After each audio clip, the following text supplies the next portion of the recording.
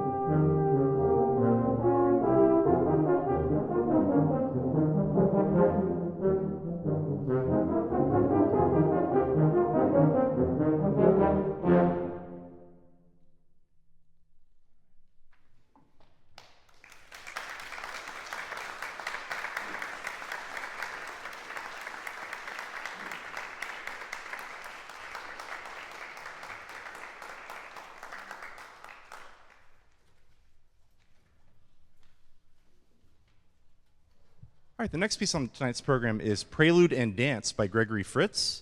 And this piece is, as you might expect, is a two-movement work, originally for Tuba Euphonium Quartet. And it was written in 1990, dedicated to the International Tuba Euphonium Association. And because of that dedication, there's a theme that appears in both movements. We hear the theme, the melody from a chorale by Johann Sebastian Bach called Come Sweet Death, or Komm süßer Tod. And the reason that is in the piece is because it's significant to tuba players. It was the favorite chorale of Bill Bell, who is an early pioneer, an American tubist who was a renowned soloist, was also principal tuba with the New York Philharmonic, the Sousa Band before that, and taught at the Manhattan School of Music and at Indiana University. And anyway, it was his favorite chorale. How many of you have played at Tuba Christmas before? Do we have any Tuba Christmas participants in the audience? If you've looked through that songbook, you may notice one tune that's kind of out of place. You know, we have like Jingle Bells, Oh Holy Night, Frosty the Snowman, Come Sweet Death in the songbook. But that's why it's there. Tuba Christmas was originally created as a dedication to Bill Bell. His birthday was December 25th, and that event was created by one of his students, Harvey Phillips, who's equally significant and important in the tuba world. Anyway, now you know why that tune is significant to tuba players, why it's in this piece. And you'll hear it pretty clearly in the first movement and a little bit at the end of the second movement. But what else is interesting about this piece is how Fritz presents themes and then combines them together. So in the first movement, we have kind of two distinctive themes that appear in canon and then at the same time. And in the second movement, Dance, I think there are 4 themes. Did we get a final count? There are 4 themes that we hear, and then at the very end, they're all happening at the same time. So it's a cool little piece. The first movement is kind of a solemn, serene prelude. The second movement is kind of a rock-style dance. So we've enjoyed working on this. I hope you enjoy Prelude and Dance.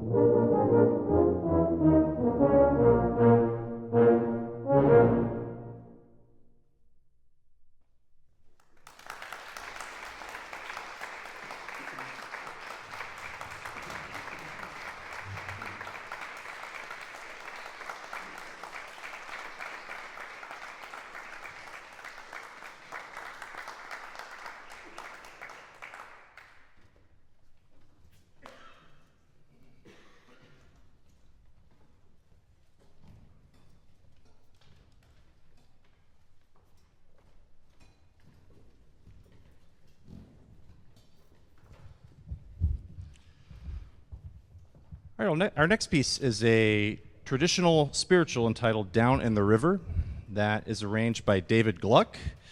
And David Gluck is a teacher in Idaho, and he's a percussionist who, he was a percussionist with the chamber group Rhythm and Brass for a number of years. And he made this arrangement after watching the movie Oh Brother, Where Art Thou? Any Oh Brother, Where Art Thou fans in the audience? So there's a wonderful rendition of this song in this movie, and that inspired him to make this arrangement. His concept was to have the low brass imitate the subtle ebb and flow and vocal phrasing of an a cappella choir singing in a traditional spiritual setting. And so this arrangement was originally done for Charles Villarubia and the Tuba Euphonium studio at the Butler School of Music at the University of Texas. So I thought we could play this as a consolation prize for the game this weekend. So anyway, it's a beautiful setting of this traditional song. And for this piece, the next two pieces will be conducted by our euphonium teaching assistant, Jared Berry. Jared is from San Antonio, Texas. He did his undergraduate at St. Mary's University and his master's in euphonium performance at Indiana University. And now he's here pursuing a doctorate, also in euphonium performance. So please join me in welcoming Jared Berry.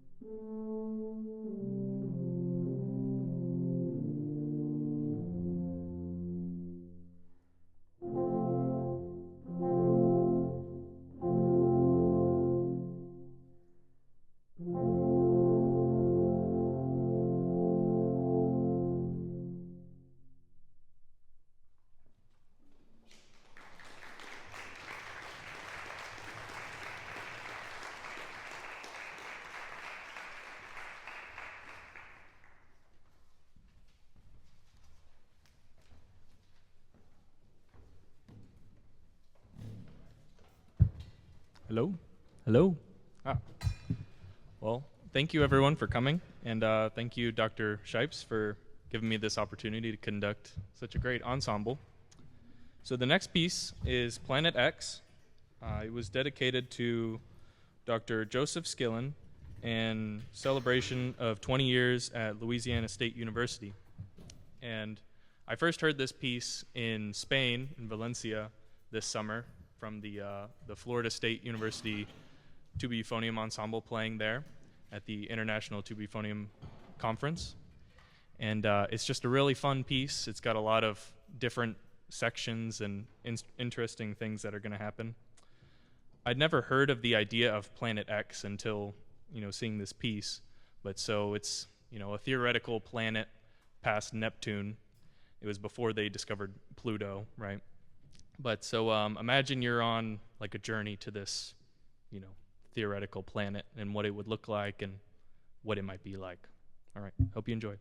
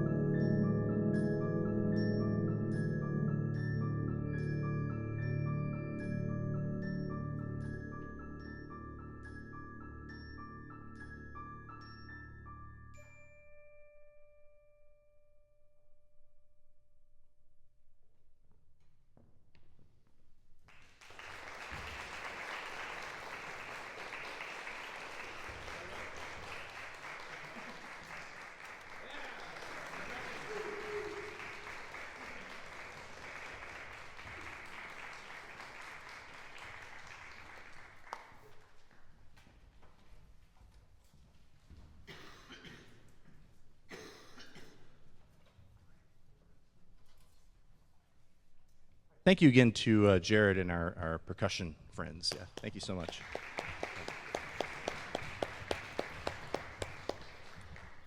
All right, we're going to switch gears again and feature another octet within the group. And we're playing a piece called Glutter Landscape.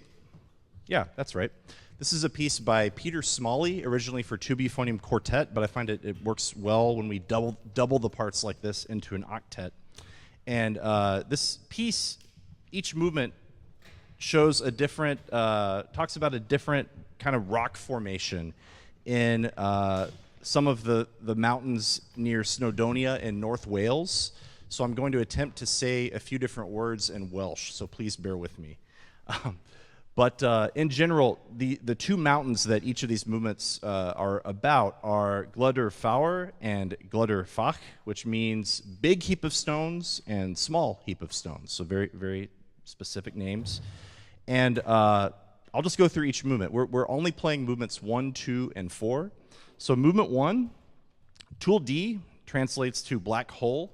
It is a vast cleft in the cliffs above the lake, a lake that I'll attempt to say now, Hlyn Idwal, there we go, which is known as the Devil's Kitchen. The second movement, which is probably the most well-known rock formation, is the cantilever. It's a massive slab on the Glutter Ridge, which is balanced kind of horizontally at a seemingly impossible angle. If you Google these movement names, I think these rock formations will pop up if you're interested later.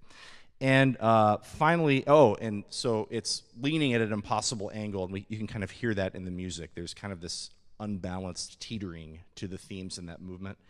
And then finally, the fourth movement, Castell y Gwent, or Castle of the Winds, is a collection of rock teeth and turrets which tower over the surrounding landscape from a commanding position near the summit of Glutter Fach. And so you'll hear a lot of kind of pointillistic rhythmic figures in this movement that I think represents the different rocks that are jutting out everywhere. This is a really challenging piece, and I think it's been a good experience working on it. So hope you enjoy 3 movements from Glutter Landscapes by Peter Smalley.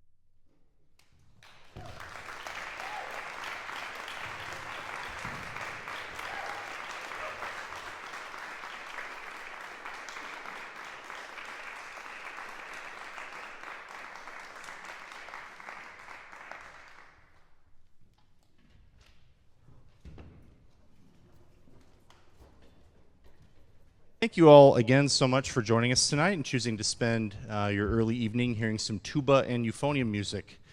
I'll guarantee you'll always hear something, at least one thing you like at a tuba euphonium concert like this one.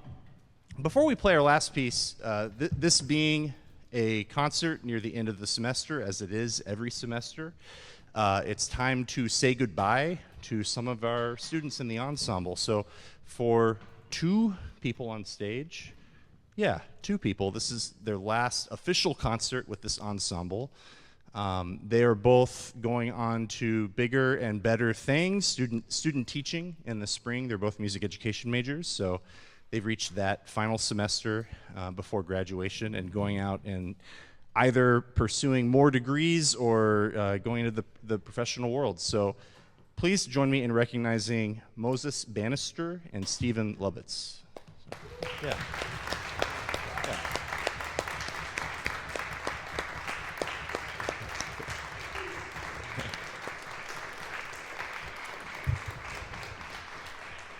It's really quite shocking how fast 8 semesters goes by, but thank you both for all of your support in these ensembles, and it's been great working with you, and I hope you come back often, okay? Like maybe in March. So if you like tuba euphonium music, we are hosting the Southeast Regional Tuba Euphonium Conference here at the University of Georgia, March 4th through March 6th, 2026. And these are conferences that are sponsored by the International Tuba Euphonium Association and kind of hosted around the country. We are the Southeast region, so Florida, Georgia, Alabama, Mississippi, a little bit of Louisiana, Carolinas, Kentucky, Tennessee, I don't know, Idaho, a few others. But basically we're going to have hundreds of tuba and euphonium players, probably upwards of 300 to 400 here on campus. There will be dozens of professional recitals, evening concerts, presentations, student ensembles like this one. So please look that up if that's something that interests you. The evening concerts are open to the public, and if you want to attend events throughout the day, you can register for the conference, even if you don't play the tuba, if you're just an enthusiast, as we say in ITEA.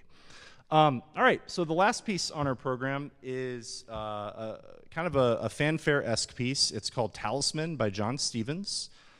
John Stevens has written a ton of music for these instruments. He's the professor, or retired professor at University of Wisconsin. I want to say Eau Claire, is that right? Someone? Madison, yeah, there we go. University of Wisconsin, Madison. And it's just a great piece. It refers to a talisman, and he wrote that he wanted it to represent the power and musical excitement this ensemble can create. So thank you again for joining us, and this is Talisman by John Stevens.